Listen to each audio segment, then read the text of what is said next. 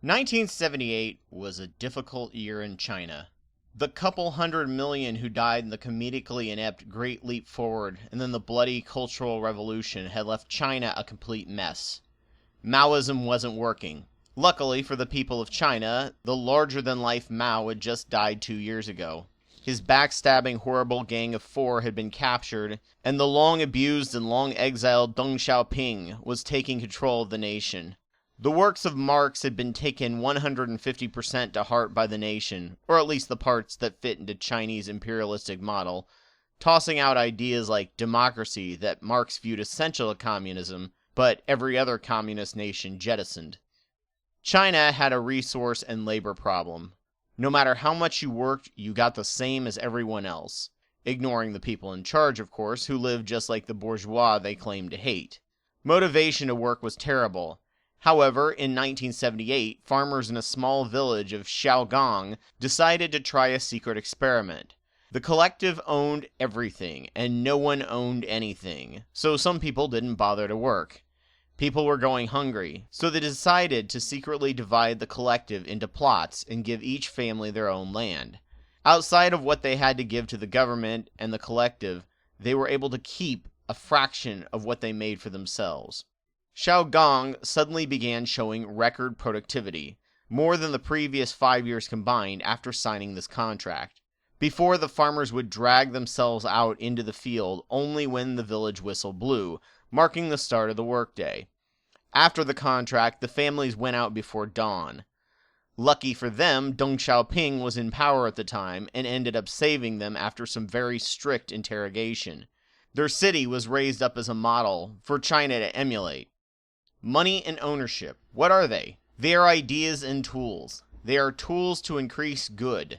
Studies show that if you own something, or get many of the benefits of owning it, you are more likely to take care of that thing and work to maintain it. Labor studies show that in manual labor, the more money you are paid, the more efficient you work. However, that correlation does not apply to non-manual based labor, and does not apply at all to creative based labor. Money and ownership are tools. Sadly, people treat them as sacred facts. Precious metals were used as money. Their prices can fluctuate. Gold could be hoarded, then sold in bulk by the most wealthy, causing terrible crashes. Silver could be easily mined and minted, causing a constant level of inflation, and with both bound up in money, their uses in science and technology were prohibitive. Fiat currency had its problems as well, as in its early experimentations, inflation rates from printing money to pay off war debts were so incredibly high in the Weimar Republic that the money became valueless. However, when pegged to the rate of population and job growth, or in hard times for stimulus, the dollar and thereby the treasury bonds are currently the safest places in the world to store your wealth at the moment. Also, by having inflation, it ensures that the very wealthy can't just hoard their money. They have to invest it, just to maintain their level of wealth. That's true also for the average person. However, the amount of money they will lose from inflation is minimal. Had the government continued with the Clinton plan, we would have been 100% free 3 years ago. And people at the time were worried about how it could affect world markets without any super stable US Treasury bonds. Of course, then the Bush era made sure that never happened, increasing the debt levels to astronomical highs.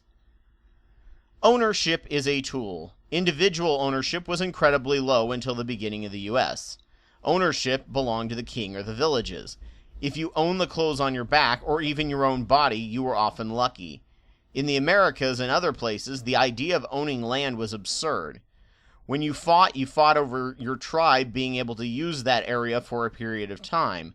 You didn't fight over money or things, you fought over the ability to feed your tribe, which meant also feeding yourself.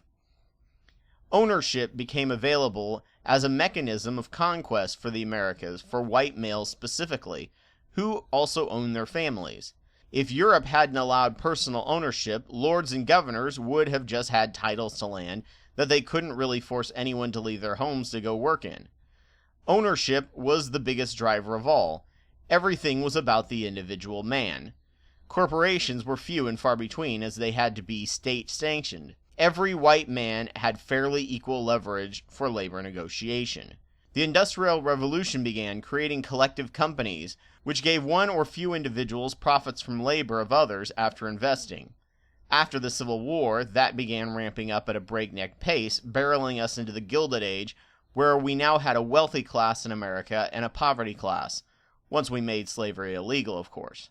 The wealthy class in the U.S. now could do absolutely nothing if they wanted to, but invest their money without doing or creating anything, acting as gods to decide which ideas thrived and failed, taking a heavy cut off the backs of the people who earned that money. This was capitalism. In the 1840s, Karl Marx and others began noticing the trend of labor and mechanization, where every decade new technology would replace people who were good at their jobs, and they have to find new work they were less skilled at for less pay. And this technological boom was speeding up at an exponential rate as technology worked as scaffolding for better technology. The rich who owned the tech would just keep abusing the workers, while the poor would stay poor, even though they did all the work. The Communist Manifesto was written in 1849, with the idea to ensure that the technology would belong to the collective, to ensure everyone grew prosperous with technology, instead of one class owning it all and ruling everyone.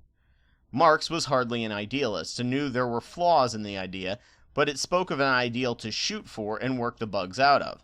Sadly, certain groups took it as dogma and focused on the two major flaws in the document.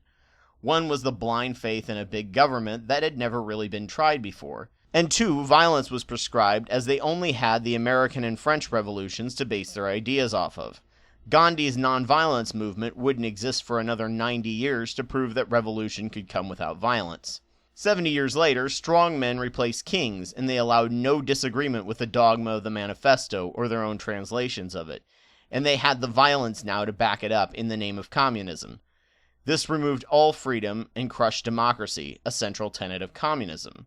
While they were crushing the fat bourgeois, who did nothing but live off the interest of their own money, they eliminated property and ownership entirely, even though they were incredibly useful tools to better society.